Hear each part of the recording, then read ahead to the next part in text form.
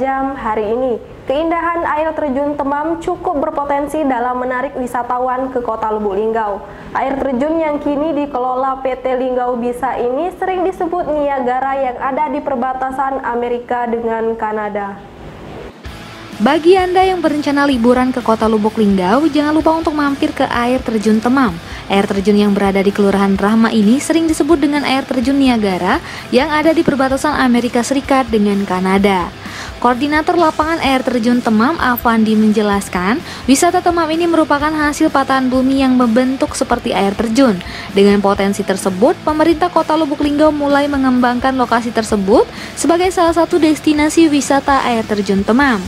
Kita untuk di air terjun Temam ini sudah ada waterpark dan juga banyak kita bikin taman-taman, dan lagi untuk sementara waktu mungkin masih kami garap di seberang sana sudah sekitar 2,8 hektar untuk agrowisata ke depan, dan itu wacana. Tapi yang sekarang yang sudah kami garap untuk sekarang wahana dan seperti air terjun kayak gini, sudah ada waterpark, taman-taman sekarang yang masih kami kerjakan. Sebelumnya, air terjun ini dikelola oleh pemerintah dan baru-baru ini dialihkan ke PT Linggau Bisa. Dengan alih kelola ini sendiri, lokasi terjun sangat rawat dan bersih. Bahkan warga yang ingin berkunjung ke air terjun ini diwajibkan mematuhi protokol kesehatan, salah satunya wajib menggunakan masker. Reporter dan juru kamera Trisno Rusli, palfresh.com. Kendaraan operasional tentara Belanda yang digunakan di era tahun 1941 BSA tipe M20 hingga kini masih tersimpan baik oleh anggota komunitas sepeda tua Indonesia Zulkifli. Pecinta barang klasik ini bahkan tidak mengubah onderdir motor tersebut, namun kendaraan militer buatan Jepang tersebut masih bisa berfungsi. Motor BSA tipe M20 yang digunakan tentara Belanda sekitar tahun 1941 hingga kini masih sangat baik. Bahkan onderdir motor tidak diubah oleh pemiliknya Zulkifli, termasuk bodi motor juga diklaim masih sangat original. Selain BSA tipe M20, Zulkifli juga masih memiliki motor BSA C10L yang digunakan bangsawan sekitar tahun 1953. Kepada tim redaksi Sumsel 24 jam, Zulkifli mengaku mendapat motor BSA tipe M20 tersebut dari Legion Veteran. Motor dengan kecepatan 500 cc tersebut merupakan kendaraan operasional militer tentara Belanda. Saat hendak dibeli, kondisi motor cukup memprihatinkan. Meski begitu, dia tetap tidak mengubah secara keseluruhan dari kendaraan, karena estetika motor yang menggambarkan sejarah pada masa itu. Berbeda dengan motor BSA C10L, dia mengaku kendaraan ini dipakai oleh para bangsawan sekitar tahun 1953. Motor yang juga buatan Inggris ini tidak segarang dengan motor lain. Meski begitu, kecepatan motor ini bisa mencapai 250 cc. Reporter dan juru kamera Trisno Rusli, palfresh.com. Prajurit Yonif Rider 200 Bakti Negara yang kini bertugas di perbatasan Indonesia dengan Malaysia rupanya tak hanya menjaga patok teritorial, namun juga membina keharmonisan dengan warga. Salah satunya dengan melaksanakan outbound untuk anak-anak di desa terluar Indonesia.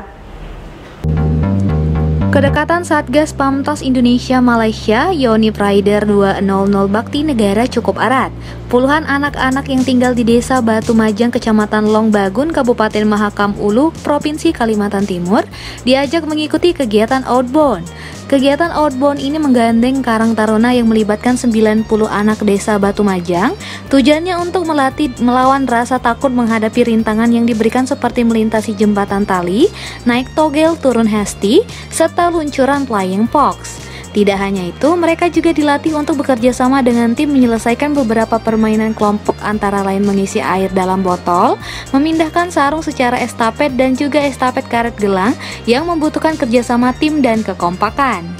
Dan Satgas Mayor Andi Irawan mengatakan, kegiatan ini bertujuan untuk membentuk mental dan karakter anak-anak sejak dini, mengajarkan tentang kerjasama tim, kebersamaan, dan kekeluargaan.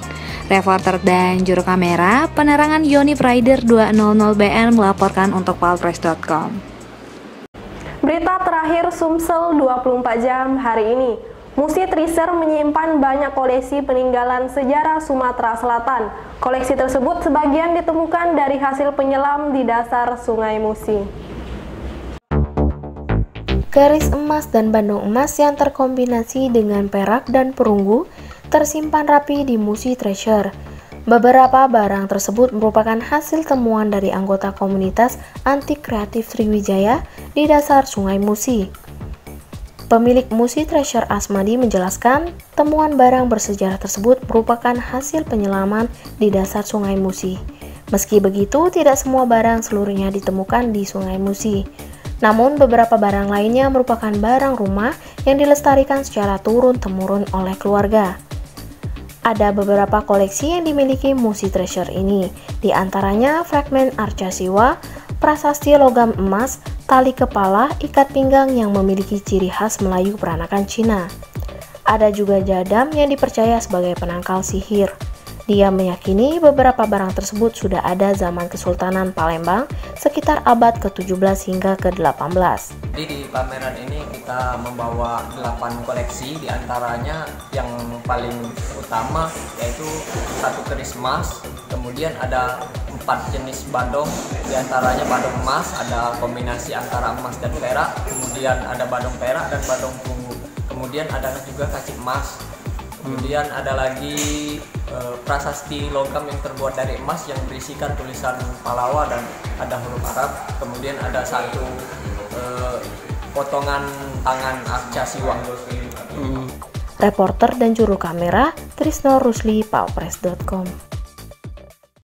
Demikianlah berita Sumsel 24 jam hari ini. Saya Sri Devi, sampai jumpa.